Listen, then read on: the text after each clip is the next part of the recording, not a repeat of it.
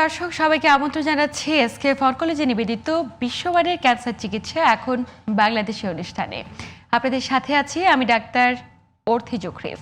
Cancer ছোট্ট একটি শব্দ, তবে মুহূর্তে বদলে দিতে পারে একজন মানুষ, একটি পরিবার কিংবা একটি জীবনের গল্প। মুহূর্তে এই চোখের সামনে ভেসে ওঠে অজানা শঙ্কা, আতঙ্ক, ভবিষ্যতের পথ কিংবা বেঁচে থাকার এক অদম্য লড়াই। দর্শক, বেশিরভাগ ক্ষেত্রে ক্যান্সার হলে আমরা সবচেয়ে বেশি যে সমস্যাটিতে ভুগি, আর্লি স্টেজে ক্যান্সারটি ডায়াগনোসিস করতে পারি না, কিংবা এই যে স্ক্রিনিং প্রপারলি না করা কিংবা প্রপার সময়ে আসলে এই ডায়াগনোসিসের অভাব কিংবা ঘাটতি, আসলে অপারগতা কোথায়, আমাদের নাকি ব্যক্তিগতভাবে একজন চিকিৎসকের, নাকি আমাদের পুরো হেলথ সিস্টেমের? কথা বলবো এই প্রত্যেকটি বিষয় নিয়ে। আলোচনা করবার জন্য স্টুডিওতে আমাদের সাথে উপস্থিত রয়েছেন অধ্যাপক ডাক্তার স্বপন কুমার বন্দ্যোপাধ্যায়, সাবেক পরিচালক, জাতীয় ক্যান্সার গবেষণা ইনস্টিটিউট ও হাসপাতাল, মহাখালী, ঢাকা। স্যার, স্বাগত আমাদের আজকের আয়োজনে। থ্যাংক ইউ গাজী টিভি এবং ডাক্তার অর্থি। খুবই ভাইটাল একটা টপিক। কোথায় আমরা বিইং চিকিৎসক হেরে যাচ্ছি, why we are in such delay, অর্থাৎ ক্যান্সার নির্ণয়ের যে বিলম্ব, সেটা ধরেই আমাদের আজকের কথোপকথনে গুবে। নিশ্চয়ই, এবং খুবই চমৎকার এবং প্রাসঙ্গিক একটি আলোচনা। স্যার, প্রত্যেকটা বছর প্রায় 1.5 লক্ষ ব্যক্তি ক্যান্সার ডায়াগনোসিস হচ্ছে নতুন নতুনভাবে। বেশিরভাগ ক্ষেত্রে আমরা খেয়াল করি যে আর্লি স্টেজে কোনো রোগগুলো ধরা পড়ছে না। ক্যান্সারের ক্ষেত্রে তো খুব বেশি এটা হয়ে থাকছে, ফার্স্ট স্টেজে কখনোই ক্যান্সার ধরা পড়ে না। একটু জানতে চাই যে কী কারণে এত বিলম্ব? প্রথম আনসার হচ্ছে, যেসব উপসর্গ আমাদেরকে ড্রাইভ করে চিকিৎসকের কাছে নিয়ে যাওয়ার জন্য, সেই উপসর্গগুলো খুবই ডাইভার্সিফাইড। মানে আপনাকে ক্লিন কাট এই উপসর্গ মানে ক্যান্সার, এই উপসর্গ মানে হচ্ছে সর্দি কাশি, এরকম কোনো বিষয় অঙ্কোলজিতে বিদ্যমান নয়। এই জন্য আমাদের যারা চিকিৎসা সেবা গ্রহীতা, ওনারা কনফিউজ করে যান। কিন্তু আলোচনার বিষয়ে আমরা যেটা এই বয়সে এসে উপলব্ধি করি, যে কোনো সিমটমসকে ইকুয়ালি গুরুত্ব দেওয়া এবং শুরুর থেকে গুরুত্ব দেওয়া, এইটা চিকিৎসকের ভিতরে প্রথম ট্রান্সমিট করতে হবে।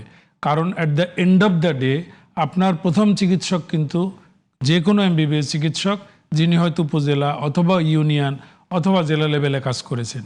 তো আমাদের বক্তব্যগুলো প্রতিটা উপসর্গকে কোনোভাবেই যেন ক্যান্সার নামক একটা বিষয় থাকতে পারে, সেইটাকে সামনে তুলে আনা, যাতে করে ডিলে ইন ডায়াগনোসিস না হয়। নিঃসন্দেহে। স্যার, এই যে এত এত ক্যান্সারে আক্রান্ত হচ্ছে, আপনি ক্যান্সার গবেষণা ইনস্টিটিউটের সাবেক মহাপরিচালক, আপনি তো জানেন, মানে আপনার কাছে জানাটা খুব বেশি জরুরি যে বাংলাদেশের প্রেক্ষাপটে কোন কোন ক্যান্সারগুলোতে আক্রান্তের ঝুঁকি সবচাইতে বেশি। আমি টপ 10 ক্যান্সারের নাম বলি। এবার ঘরে ঘরে এখন আছে। পুরুষদের লাং ক্যান্সার, এগুলো ঘরে ঘরে পাবেন। মেয়েদের ব্রেস্ট ক্যান্সার। এবার জেন্ডার নন স্পেসিফিক বলি, মুখের গহ্বর, ওরাল ক্যাভিটি ক্যান্সার, বিশেষ করে মেয়েদের খুব কমন। এবার আসি আমাদের পরিপাকতন্ত্র, যেটা আমাদের প্রতিদিনকার বিষয়। পরিপাকতন্ত্রের প্রথম অংশ হচ্ছে খাদ্যনালী। খাদ্যনালীর ক্যান্সার অ্যালার্মিংলি বেড়ে চলছে। Next, stomach cancer. খাদ্যে ভেজাল, আমাদের ব্যবসায়ী বৃন্দ অথবা সমাজের লোকই এরকম যে খাবারে অ্যাডাল্টারেশনের রেজাল্ট কিন্তু আপনার ঘরের কেউ স্টোমাক ক্যান্সার আক্রান্ত হতে পারে। রোগীদের একটা কমন জায়গা বলি, এটা কোলোরেক্টাল ক্যান্সারের, কোলন এবং রেকটামের। যে কোনো কিছু হওয়া মাত্রই, বিশেষ করে বায়ুপথের থেকে রক্তক্ষরণ, মানে আপনি সেলফ নিজে ডিক্লেয়ার করলেন যে আমার পাইলস অথবা অর্শরোগ, আপনি কোনো ফার্মেসির শরণাপন্ন হয়ে ওই লেভেলের কোনো ওষুধ খেলেন। এই প্রতিটা আলোচনা কিন্তু প্রত্যেকটা রোগীর, যদি আমরা 100 এক্সাম্পল ধরি, তার ভিতরে 10 জন দেখবেন তারা কোনো না কোনোভাবে ক্যান্সার আক্রান্ত। কিন্তু ওই যে নিজে ডায়াগনোসিস করা, উপসর্গগুলোকে সম্যক উপলব্ধি অথবা স্ট্যান্ডার্ড পরীক্ষা নিরীক্ষা, এর ভিতরে আমাদের from the side of doctors তারাও একটু রিল্যাক্ট্যান্ট, আমি বিগিনার যারা আছে তাদের বলছি, এবং রোগী অর্থের কারণে হোক চেতনার কারণে হোক সে লেটে আসবে। যদি লাংয়ের কথা বলি, যেটা খুব কমন, মানে এই লাং ক্যান্সার থেকে আপনার কাছে আসতে যে আপনি পুরুষদের কথা বলে লাং ক্যান্সার আক্রান্তের ঝুঁকি তুলনামূলক বেশি এবং সবচেয়ে বেশি লাং ক্যান্সারে আক্রান্ত হচ্ছে, তাহলে আর্লি স্টেজে আমরা লাং ক্যান্সারকে কি কারণে শনাক্ত করতে পারছি না? মানে আমরা শ্বাসকষ্টে ভুগছি, কাশি হচ্ছে, এটাকে খুব স্বাভাবিক জীবনযাত্রার একটু অংশ ভাবছি, বিষয়টা কি এমন নাকি অন্য কোনো কারণ রয়েছে? প্রশ্নের উত্তর আপনার কথাই রয়েছে। আপনার শ্বাসকষ্ট হচ্ছে, কাশি হচ্ছে, একটু ওজন কমে গেছে, একটু বুকে ব্যথা হচ্ছে, আপনি একটু দুর্বল বোধ করছেন, কিন্তু আপনার চিকিৎসক অথবা আপনি স্বয়ং একটা বুকের এক্সরে অনলি 300 টাকা কস্টিং। বিগিনিংয়ে কেউ করতে দেয় না। আমাদের জাতীয় ট্রেন্ড হচ্ছে চিকিৎসকের কাছে যে ঔষধ জাতীয় একটা ব্যবস্থাপত্র হাতে নেওয়া, রোগ নির্ণয় নয়। আমাদের আজকে গাজী টিভিতে বসার প্রধান কারণ হচ্ছে রিচ দ্য ডায়াগনোসিস, রোগীকে ঔষধ দিয়ে প্রাথমিকভাবে উপশমের দিকে যাওয়ার চাইতে ইম্পর্ট্যান্ট হচ্ছে রোগ নির্ণয়। এবং সেখানে যদি এই লাং নিয়ে আলোচনা করি, একটা সিমটম যেগুলো আপনি বললেন 2 সপ্তাহের অধিক একটা বুকের এক্সরে কেন করব না? একটা বুকের এক্সরে আপনাকে 90% গাইড করবে ইন ফিউচার এটা কি টিবি, এটা কি সাধারণ কোনো কাশি, অথবা এখানে কোনো ক্যান্সারের মতো বিষয় রয়েছে কি। সো একটা চেস্ট এক্সরে কিন্তু আমরা একটু হলেও গড়িমসি করি অথবা অনেক লেটে করি। একদম। একটু জানতে চাই যে আসলে আক্রান্তের ঝুঁকিতে কারা থাকে? আমার পরিবারে আমার বাবার হয়েছে, আমি কি আক্রান্তের ঝুঁকিতে কিনা, এবং কখন একজন ব্যক্তি সচেতন হবে? আমরা তো বলছিলাম বিভিন্ন উপসর্গের কথা, কেবলমাত্র উপসর্গগুলো থাকলেই ঝুঁকির ভিতরে যদি লাঙের প্রসঙ্গ আসি, নাম্বার 1 থিং, যিনি চেইন স্মোকার, জীবনের লম্বা সময় ধরে স্মোকিং করে যাচ্ছেন, তারা নাম্বার 1 ঝুঁকিতে রয়েছে। এবং ওই একই ফ্যামিলি বা তার নিকটজন রক্ত সম্পর্কিত কেউ যদি ওই ফ্যামিলির ক্যান্সার আক্রান্ত থাকে, তার জেনেটিক্যাল সেট আপ যেটা আমাদেরকে কম্পোজ করে, একটু ড্রাইভ দিয়ে রাখে টু ডেভেলপ ক্যান্সার। সকলেরই যে হবে তা না। সো যার বংশে কেউ রয়েছে অথবা যেনারা এইরকম স্মোকিং এর সাথে খুব ইন্টেন্সলি কানেক্টেড, আচ্ছা, তাদের এটার ঝুঁকি সবচেয়ে বেশি। স্মোকার প্যাসিভ হচ্ছে ডিফারেন্ট থিং, কিন্তু ওই যে বললাম আমাদের অনেক রোগী বলে জীবন একটা সিগারেট খেলেন আমার কিভাবে হলো। আচ্ছা, your answer is there. Passive smoking, আপনার এয়ারটা কিন্তু ভাগ করা নাই যে স্মোকারের এয়ার দিয়ে আমি অক্সিজেন নিচ্ছি বা কার্বন ডাইঅক্সাইড ছেড়ে দিচ্ছি। So passive smoking equally responsible, কিন্তু নাম্বার 1 ঝুঁকি বললে স্মোকিং। আচ্ছা, একটু যেতে চাই ভিন্ন প্রসঙ্গে, যে ব্রেস্ট ক্যান্সার। আমরা তো পুরুষদের কথা বললাম, লাং ক্যান্সার, একটু নারীদের প্রসঙ্গে যদি আসি, বেশিরভাগ ক্ষেত্রে লোকলজ্জা, সামাজিক হীনমন্যতা, নানাবিধ কারণে আমাদের সমাজে নারীরা স্তনে কোনো জটিলতা হলে আজও চিকিৎসকের কাছে গিয়ে প্রাথমিক অবস্থায় সেটাকে প্রকাশ করতে লজ্জাবোধ করে। এটা কি আমাদের সমাজের অপারগতা, নাকি যিনি আসলে বিষয়টাকে লুকিয়ে রাখছেন তার অপারগতা? ব্রেস্টের জন্য সামাজিক দায়টা আসলে অনেক বেশি, কারণ আমাদের আপব্রিঙ্গিং, আমাদের যে বেড়ে ওঠা, বিশেষ করে টেন্ডার বয়সের একটা মেয়ের যদি আমরা 9-10 থেকে শুরু করি বয়স, তারপর থেকে তাকে আসলে গভর্ন করে সোসাইটি। ওই লেডি হারসেলফ অথবা তার প্যারেন্টিং, তারা কিন্তু ফুল গভর্ন করতে পারে না। মানে আপনার নীতি নৈতিকতা, আপনার সাহসিকতা, আপনার সেলফ রেসপেক্ট, এগুলো তৈরি করার জন্য প্যারেন্টিং, সোসাইটি, স্কুল তার একটা বিরাট ভূমিকা রাখে। আমাদের ব্রেস্ট ক্যান্সার নিয়ে সর্বাধিক আলোচনা সব টিভি চ্যানেলে, সব অনলাইন মিডিয়া প্রতি মুহূর্তে হচ্ছে। কিন্তু ওই যে সেলফ এক্সামিনেশন বলে একটা শব্দ রয়েছে, চেক ইউর সেলফ, কারণ সংবেদনশীল অর্গানকে আপনি নিজে নিজেকে চেক করবেন, আদারওয়াইজ তো আপনি চিকিৎসকের সামনে যাচ্ছেন না। সো আপনার ভিতরে চেতনা ডেভেলপ করার জন্য আমি মনে করি এখানে major drawback is your social development. সমাজ এমনভাবেই মেয়েদেরকে একটু হলেও নন ইন্ডিপেন্ডেন্ট, অর্থাৎ সে কোনোভাবেই স্বনির্ভর কোনো বক্তব্য রাখতে পারেন, এবং এর খুব করুণ দৃশ্যগুলো চিকিৎসকরা দেখতে পায়। ব্রেস্ট ক্যান্সার কিন্তু আমাদের জনগণের জন্য বলি কিউরেবল ক্যান্সার। একদম একদম। সেই কিউরেবল ক্যান্সারকে আপনি ইনকিউরেবল পরিস্থিতিতে চিকিৎসকের সামনে আনছেন, এবং চিকিৎসক যখন এমন একটা পরিস্থিতিতে এই নারীগুলো আসে, দেখা যায় কমলার খোসার মতো কুঁচকে গিয়েছে, ব্রেস্ট থেকে ব্লাড বেরিয়ে আসছে, অথচ তিনি চিকিৎসকের শরণাপন্ন হতে স্বাচ্ছন্দ্য বোধ করেনি, এই কারণে তিনি প্রাথমিক অবস্থায় আসেনি। এই জন্য সমাজের লোক, আমি বিশেষভাবে আমাদের একটু ধর্মীয় বিষয় রয়েছে, আমাদের যারা ধর্মীয় লিডার বা institutional leader, I don't know এটা সম্ভব হবে কিনা, স্কুলের টিচার, অবশ্যই ফিমেল টিচারের মাধ্যমে এই বার্তাটা গেলে সহজ হবে।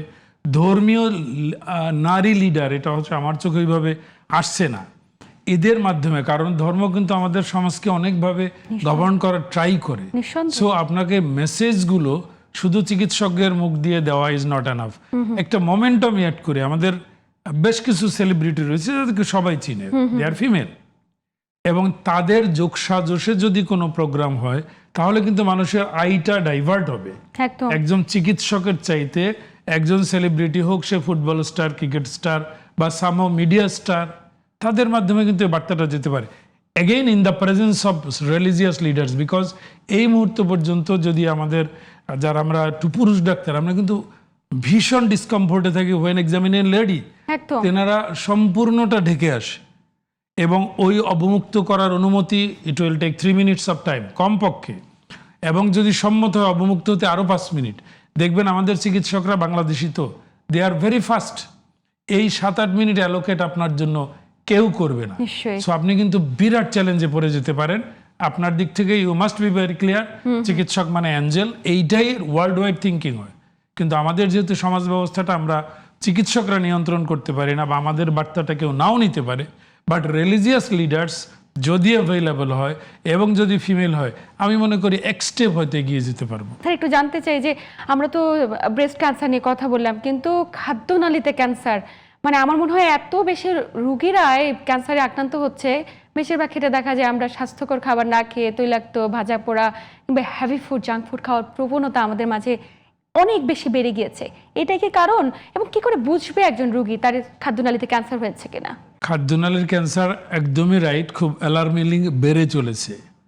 কেন বেড়ে চলেছে তার প্রধান একটা কারণ হবে আবার ধূমপানকে সামনে নিয়ে আসবো, ফুড অ্যাডাল্টারেশন এবং স্মোকড ফুড, যেগুলো আমরা ফ্রাইড চিকেন, অল এফসিস, রেস্টুরেন্টে গিয়ে খাবার যে প্রবণতা আমাদের, এবং এগুলো দে আর ভেরি টেস্টি, এবং মানুষ এগুলো খুবই স্বাচ্ছন্দ্যে আরামের সাথে অর্থ ব্যয় করে গ্রহণ করে। দেখবেন গ্লোবোকন বলে একটা অর্গানাইজেশনের ডাটা, এই যে 1.5 লক্ষ পার ইয়ার নতুন, তার ভিতরে বাংলাদেশকে এখনো শো করাচ্ছে নাম্বার 1 ইজ খাদ্যনালীর ক্যান্সার। আচ্ছা আচ্ছা, তার মানে হচ্ছে গ্লোবোকান যারা ওয়ার্ল্ড ওয়াইড ডাটা কালেক্ট করে প্রজেক্ট করে, তারা কনসার্ন শো করছে, কিন্তু যেটা চিকিৎসক অথবা রোগী যে জায়গাটা পিছিয়ে যায়, ডিলে, তার কারণ হচ্ছে আপনার চেস্ট বার্ন হচ্ছে। অনেকেরই দেখবেন যারা দর্শক এই মুহূর্তে দেখছেন তাদের বুকে জ্বালা পোড়া হচ্ছে, আমরা ধরে নিচ্ছি অ্যাসিডিটি, আর একটু ডিসকমফোর্ট হচ্ছে অ্যাবডোমেন অথবা চেস্টে, এবং সে পুরাটাই অ্যাসিডিটির কাঁধে ঠেলে দিয়ে ঔষধের দোকানে যে একটা অ্যান্টি আলসার, যেটা বিভিন্ন নামে 4 থেকে 5 আমাদের সমাজের খুব বাস্তব একটি চিত্রকে আপনি তুলে ধরেছেন। এবং- মানে আমরা ধরেই নিই বুকে জ্বালা পোড়া মানেই অ্যাসিডিটি, এবং দীর্ঘদিন বিভিন্ন ফার্মাসিউটিক্যালসে গিয়ে বিভিন্ন রকম পরিবর্তিত ওষুধ খাওয়ার প্রবণতা আমাদের রয়েছে। আসলে এটাই কি উপসর্গ? উপসর্গ হচ্ছে যেটা আমি বললাম তার সাথে অ্যাড হবে, এবং এটা ডিলেইড, যখন আবার খাবার নিচে নামছে না, আচ্ছা। চেস্ট বার্ন শেষ, একটু কেমন কেমন লাগছে এটাও শেষ, এরপর আপনার খাবার খেতে গেলে একটু পানি, একটু দুধ দিয়ে গিলতে হচ্ছে। আমরা বলি ডিসফাজি, অর্থাৎ আপনার যে কোনো খাদ্য সেটা বাধাগ্রস্ত হচ্ছে। এটা তো একটা পাইপ, এবং সরু পাইপ, একটা মাস্কুলার পাইপ, সেই পাইপের ভিতরে ক্ষত হয়েছে, সো আপনার খাদ্য ওখানে আটকে যাবে, এবং it means you are already in delay. এর মানে হচ্ছে আপনি বিলম্বে পড়ে গেছেন।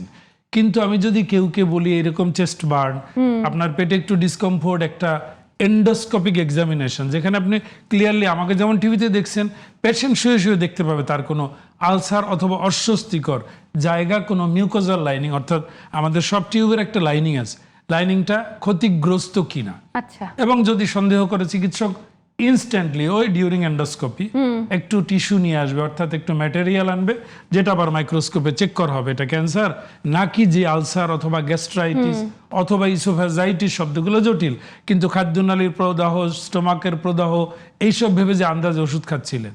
তো আমি যদি বলি 100 লোকের এই সিমটম, অ্যাটলিস্ট 10 জনের ইসোফেজিয়াল ক্যান্সার। এন্ডোস্কোপি যখনই আমরা করার পরামর্শ দিয়ে থাকি বিঙের চিকিৎসক বা ফিজিশিয়ান, তখনই আসলে রোগীরা খানিকটা আতঙ্কিত হয়ে যায়। তারা ধরে নেয় কষ্টদায়ক, যন্ত্রণাদায়ক কোনো প্রসিডিউর, এবং এটি করলে হয়তো বা আর কখনো জ্ঞান ফিরে আসবে না। এই আতঙ্কের জায়গা থেকে তারা দীর্ঘদিন চিকিৎসক বদলায়, বিভিন্ন ধরনের ওষুধ খায়, কিন্তু এই পরীক্ষাটি করে না। এটি আসলে কতটুকু সচেতনতার সঙ্গে করাটা জরুরি বলে আপনি মনে করেন? খুবই রাইটলি পয়েন্টেড আউট। অ্যাকচুয়ালি আপনাকে যে পরীক্ষাটা করতে হবে, আপনাকে মনে রাখতে হবে এখন 2026 সন, এই এরাটাকেই বলে ইনস্ট্রুমেন্টেশন, এআই, ল্যাব, এগুলো ছাড়া চিকিৎসকরা এখন খুবই হেল্পলেস। চিকিৎসক হেল্পলেস মানে আপনিও হেল্পলেস।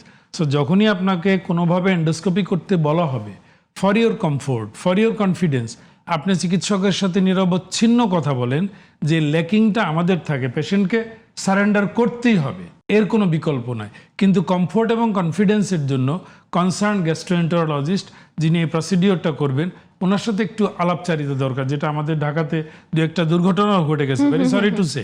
এই দুর্ঘটনাগুলো অ্যাভয়েড করার জন্য দেয়ার ইজ আ সাজেশন, সেটা হচ্ছে মাইল্ড সিডেশন, অর্থাৎ আপনাকে সামান্য অচেতন করে পেইনলেস ভাবে এই প্রসিডিওরটা করা যায় কিনা, এটা আমি আমাদের চিকিৎসকদের অনেক অ্যাসোসিয়েশন থাকে, গ্যাস্ট্রোএন্টারোলজিস্টরা এটা করেন, they can think because most of the অকেশনে কোনো ডায়াগনস্টিক সেন্টার যেখানে কোনো অজ্ঞান বা একটু আপনাকে সিডেট করার ব্যবস্থা নেই, সেখানে এই প্রসিডিওরগুলো করতে আপনার একটু ডিসকমফোর্ট, একটু ল্যাক অফ কনফিডেন্স কাজ করবে। কিন্তু হসপিটাল বেসড প্রসিডিওরটা রেডিলি অ্যাভেইলেবল না। আসলে এতটা 18 কোটির উপরে লোক, availability is a big question. যার এরকম দুশ্চিন্তাগ্রস্ত অথবা করতে অনাগ্রহী, উনি কিন্তু হসপিটালের সাহায্য নিয়ে with due level of confidence এটা করতে পারবেন। প্রথমত you must have to surrender, being a patient আপনাকে সারেন্ডার করতেই হবে, যেহেতু আস্কড বাই এ ডক্টর। আর কমফোর্ট এবং কনফিডেন্সের জন্য হসপিটাল সাপোর্ট করতে পারলে রাদার আমরা বিইং অঙ্কোলজিস্ট আমরাই প্লিজড হব।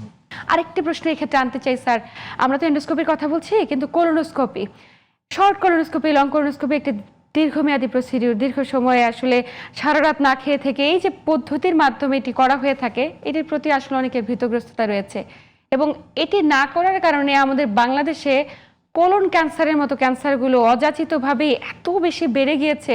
এবং আমি যদি একটা এক্সাম্পল দিই, হুমায়ুন আহমেদ, কথা সাহিত্যিক হুমায়ুন আহমেদ শুধুমাত্র এই কোলন ক্যান্সারে একটি লেট স্টেজে ডায়াগনোসিসে মৃত্যুবরণ করেছে। আর্লি স্টেজের কোলন ক্যান্সার ডায়াগনোসিসের জন্য কোলোনোস্কোপি করাটা কতটুকু জরুরি? আপনার ভয় দূর করার উদ্দেশ্য বলি, colon cancer like breast cancer curable, একদমই কিওরেবল, কিন্তু থ্রু স্ক্রিনিং।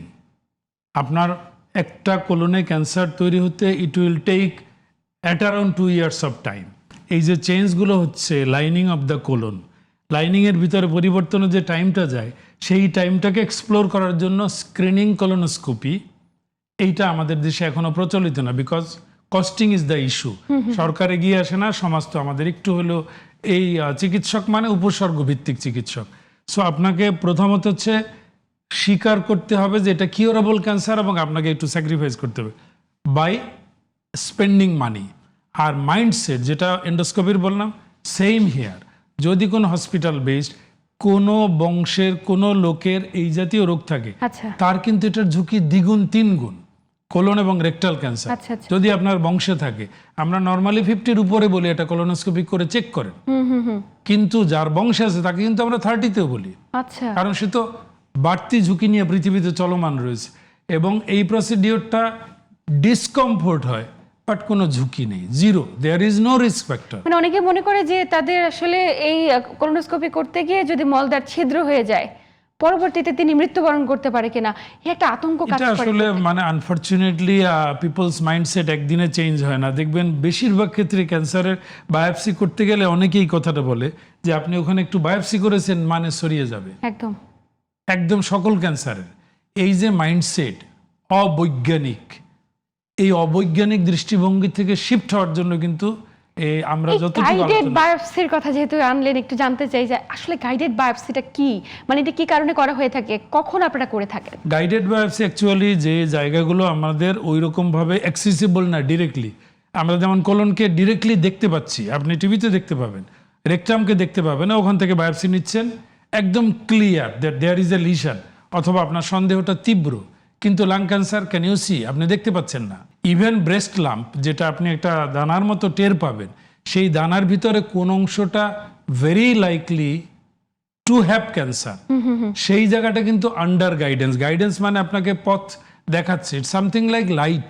পথ দেখাচ্ছে কি আলট্রাসোনোগ্রাফ, যদি আমি ব্রেস্টের কথা বলি, পথ দেখাচ্ছে মেমোগ্রাফি, যে ওই জায়গাটা লাম্পের ভিতর হয়তো 5 সেন্টিমিটার ডায়ামিটারের একটা জায়গা, আমি দেখতেছি ভিতরের 1 সেন্টিমিটারে চান্স খুব বেশি। সো আমার সুইটা কিন্তু ওখানে পুশ করতে হবে যাতে করে আমি ভুল না করি। ভুলের এক্সাম্পল দিই, আমাদের প্রায়শই বায়োপসি করে, বিশেষ করে ব্রেস্টে বলা হয়, এবং আগে করা হতো 5-7 বছর আগেও, ব্লাইন্ড বায়োপসি, অর্থাৎ আপনি একটা নিডল নিলেন, আপনি তো এটা পালপেট করতে পারেন, আপনি চেক করতে পারেন, সেখানে নিডল ঢুকে দিও, নো সাপোর্ট অফ আলট্রাসোনোগ্রাফি, আচ্ছা এটাকে বলে ব্লাইন্ড বায়োপসি। তো ওখানে আপনি যদি একটা বায়োপসি করে দেখলেন, সাইটোলজি কোর বায়োপসি, কোনো ক্যান্সার পাওয়া গেল না, না পাওয়ার একটা চান্স থাকে, এবং 2 দিন পরে চিকিৎসক অর্থাৎ সার্জন অপারেশন করলো, অপারেশন করার পরে তো আপনি পুরোটা বের করে আনলেন, দিস টাইম 15 দিনের মাথায় জানলেন ইট ইজ ক্যান্সার, এবং এই অপারেশনটাকে বলা হয় unplanned surgery, that is a disaster. কেন হলো? ওই যে নন গাইডেড বায়োপসির কারণে। একদম। So guided biopsy is a must যখন দরকার। এবার আসি লাঙে, এটা তো মেয়েদের ব্রেস্ট। লাঙের বায়োপসি আন্ডার কি গাইডেন্স? ওখানে আল্ট্রাসাউন্ড গাইডেন্সে ওইভাবে পারমিসিবল না। এটা দেখতে অন্তত সিটি স্ক্যান ইউনিট, তো সিটি স্ক্যানের ফ্যাসিলিটিস আছে, এরকম বিল্ডিং, এবং যিনি করবেন ওনার একটা পদবি আছে, এটা চিকিৎসক এবং আমাদের রোগীদের জন্যই বলি, ওনাদেরকে বলা হয় ইন্টারভেনশনাল রেডিওলজিস্ট। অবশ্যই ইন্টারভেনশনাল রেডিওলজিস্ট ওই টিস্যুটা পিক আপ করবে। সন্দেহজনক লাঙের যে জায়গাটা আপনার পরিলক্ষিত হলো এক্স রেতে অথবা সিটি স্ক্যানে, সেই পার্টিকুলার জায়গা থেকে যেন আপনি মিস না করেন। মিস করা মানে কিন্তু আপনি বাড়িতে এসে মিষ্টি খাবেন, আপনার কাশি কন্টিনিউ, ওজন কমে যাচ্ছে, রক্ত যাচ্ছে, কিন্তু আপনি জানলেন Wrong diagnosis you don't have a cancer. আরও একটা জায়গা ডায়াগনস্টিকের জায়গায় ইম্পর্ট্যান্ট, পেট সিটি স্ক্যান ইদানিং খুব খুব প্রচলিত, আচ্ছা, আচ্ছা। লাস্ট 5 to 10 ইয়ার্সের ডেভেলপমেন্ট। সিটি স্ক্যান এবং পিইটি পেট, এটা কিন্তু একদম আলাদা বিষয়। বেসিক্যালি দুইটার কম্বিনেশন, একটাকে বলা হয় পেট, আর একটা হচ্ছে সিটি স্ক্যান, দুইটার ফিউশন করলে পেট সিটি স্ক্যান। আচ্ছা। এর অ্যাডভান্টেজ বলি, যখন আপনি রোগ নির্ণয় করে ফেলছেন বাই বায়োপসি, যে কোনো solid cancer biopsy is a must, সেটা কোলোনোস্কোপি হোক, গাইডেড হোক, what ever might be the means. Diagnosis করার পরে প্রথম প্রশ্ন, রোগীরা দেখবেন প্রায় এটা রিপোর্টটা পড়ে প্যাথোলজির গ্রেড 1 গ্রেড 2 লেখা থাকে, কিন্তু ওটা তো রোগের চরিত্রের বৈশিষ্ট্য ইজ গ্রেড, কিন্তু রোগটা কতদূর বিস্তৃত সেইটা other than a PET CT আপনি ক্লিয়ারলি বলতে পারবেন না in solid type of cancer like breast, lung, oesophageal, তারপরে স্টোমাক, হোয়াট এভার যতগুলো সলিড ক্যান্সার আছে পেট সিটি স্ক্যানের ইন্ডিকেশন রয়েছে। আনফর্চুনেটলি কস্টিং গভর্নমেন্ট 30,000 টাকা, বেসরকারি 60, এই 30 থেকে 60,000 টাকা। তার আগে বায়োপসি, তারপরে চিকিৎসকের কাছে সারেন্ডার করে এই যে অ্যামাউন্ট অফ মানি আপনার পকেট থেকে, ব্যক্তির পকেট থেকে, সর্বপ্রথম ব্যারিয়ার আমার মনে হয় আর্থিক নিশ্চয়ই। যে আমাদের সাফারিংটা রয়েছে সেই জায়গাটা অ্যাড্রেস করা। একদমই। আরেকটি প্রশ্ন রাখতে চাই, প্রায় শেষ দিকে চলে এসেছি আমরা, মানে আমরা গাইডেড বায়োপসির কথা বলছি, পেট সিটি স্ক্যানের কথা বলছি, কিন্তু টার্সিয়ারি লেভেলে উপজেলা হেলথ কমপ্লেক্স কিংবা বিভাগীয় শহরের বাইরে যতগুলো একদম এলাকা কেন্দ্রিক গ্রাম শহর রয়েছে, একটু জানতে চাই যে এই জায়গাগুলোতে যে বায়োপসি, সিটি স্ক্যান এগুলো আসলে অ্যাভেলেবেল না। অ্যাভেলেবেল করার জন্য সরকার আসলে প্রত্যেক বছর স্বাস্থ্য খাতে কিন্তু অনেক টাকা বরাদ্দ করছে, কিন্তু এই জায়গাটাতে আসলে মনোযোগী হওয়াটা কতটুকু জরুরি বলে আপনি মনে করেন?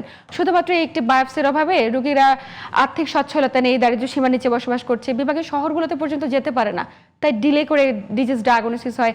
এই জায়গাটাতে সম্মিলিত প্রয়াসে সরকার বেসরকারি উদ্যোগে আসলে কতটুকু এগিয়ে আসা জরুরি? সরকারের ড্রব্যাকটা বলি, যেখানে আমি চাকরি করতাম, ড্রব্যাক হচ্ছে আপনার হাতে সর্বোচ্চ 100 টাকা রয়েছে, সেইটা কোথায় কোন কোন খাতে অ্যালোকেট করবেন সেটার একটা হিউজ বই তৈরি করে এই খাতে, এবং এর ভিতরে অঙ্কোলজিকে পেনিট্রেট করা, তার গলাটা, ভয়েসটা তুলে ধরা, এই জায়গাটাতে অঙ্কোলজিস্টদের অ্যাক্সেস ডিরেক্টলি নাই, জিরো, মাইনাস বললে বেশি ভালো হবে। আমি আমাদের যদি সরকারের কেউ দেখেন এমবিবিএস পর্যায়ে কোনো অঙ্কোলজিক্যাল কোর্স কারিকুলাম ম্যান্ডেটরি অবস্থায় নট অ্যাভেলেবল, পোস্ট গ্রাজুয়েশনে খানিকটা, তাহলে এমবিবিএস এবং পোস্ট গ্রাজুয়েশন অঙ্কোলজিক্যাল ডেভেলপমেন্ট এবং তার যে আধুনিক চিকিৎসা ব্যবস্থা, যে বিজ্ঞাপনটা দেখছেন বিশ্বমানের, really it is so, it is available in Bangladesh বিশ্বমানের, কিন্তু এমবিবিএসকে আপনি কার্ভড রাখলেন, তার ব্রেনকে ডেভেলপ করতে দিলেন না। পোস্ট গ্রাজুয়েশন চিকিৎসক যিনি গাইনোকোলজিস্ট হবেন, সার্জন হবেন, অর্থোপেডিক্সের ইএনটি স্পেশালিস্ট হবেন, তাদের কাছে পর্যাপ্ত তথ্য যাচ্ছে না, বিকজ পোস্ট গ্রাজুয়েশন, গ্রাজুয়েশন কোনো কারিকুলামে অঙ্কোলজির ইনভলভমেন্ট ওইভাবে নাই। যে ভয়েসটা ল্যাক করে, আমি ট্রাই করেছি অন্তত আমাদের যে কোনো নীতি নির্ধারণের জন্য অ্যাটলিস্ট স্বাস্থ্যমন্ত্রী, সেকেন্ড ম্যান ইজ স্বাস্থ্য সচিব, এই দুজন লোককে একদম presence of huge number of oncologist, এই মুহূর্তে অন্তত 50 জন সিনিয়র অঙ্কোলজিস্ট পাবেন। কোথায় drawback? From the side of management, not চিকিৎসা। চিকিৎসা ইজ অ্যাবসলিউটলি ওকে, অ্যাভেলেবেল, কিন্তু কোথায় নাই, কেন নাই, এটা কিন্তু ব্যবস্থাপকের কর্তব্য, যেখানে আমি নিশ্চয়ই। মাননীয় মন্ত্রী, মাননীয় সচিব এনাদের দৃষ্টি আকর্ষণ এই করব। জায়গাটাতে নীতি নির্ধারণী পর্যায়ে যারা রয়েছে আমরা খুব অকুল দৃষ্টিতে দৃষ্টি আকর্ষণ করবার চেষ্টা করবো আমাদের আয়োজনের মাধ্যমে, যাতে করে স্বাস্থ্য খাতে এই যে ল্যাকিংসগুলো আছে, আমাদের অপারগতাগুলো আছে, যেটার মাধ্যমে শুধুমাত্র একটা ক্যান্সার আর্লি স্টেজে ডায়াগনোসিস করলে একটি ব্যক্তির জীবন পর্যন্ত বেঁচে যেতে পারে, জীবন মৃত্যু সন্ধিক্ষণে থাকা ব্যক্তিগুলোর উদ্দেশ্যে যদি একটুখানি সচেতন হয় প্রত্যেকটি ব্যক্তি। স্যার, আমরা একদম আলোচনার শেষ প্রান্তে, আপনাকে আন্তরিক ধন্যবাদ গুরুত্বপূর্ণ তথ্য এবং পরামর্শের মাধ্যমে দর্শকদের উপকৃত করবার জন্য। আমাদের সাজেশন হচ্ছে যেগুলো preventable cancer, number 1 quit smoking. আপনি কোনোভাবে ধূমপানে আসক্ত হয়েন না। 1/3 ক্যান্সার, এই যে 150,000, তার 50,000 মাইনাস হয়ে যাবে, অর্থাৎ মাত্র 1 লক্ষ রোগী থাকবে। এবং কিওরেবল ক্যান্সার, ব্রেস্ট, কোলন, এগুলো স্ক্রিনিং যোগ্য। সদাশয় সরকার এনিবডি যদি কাম ফরওয়ার্ড নাও করে, আপনার জীবন কিন্তু আপনার কাছে বিরাট মূল্যবান, আপনার আত্মীয় স্বজনের কাছে মূল্যবান, প্রিয়জনের কাছে মূল্যবান।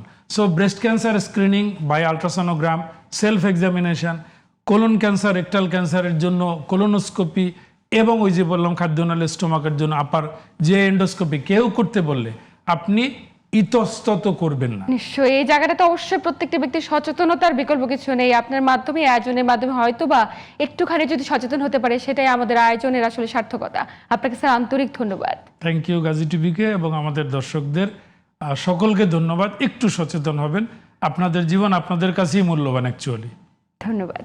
প্রিয় দর্শক, এই ছিল আমাদের আজকের আয়োজন। এতক্ষণ সাথে থাকার জন্য প্রত্যেককে আন্তরিক ধন্যবাদ জানিয়ে আমি ডাক্তার অর্থী আজ এখানে বিদায় নিচ্ছি। সবাই ভালো থাকুন, সুস্থ থাকুন এবং জিটিভির সাথেই থাকুন।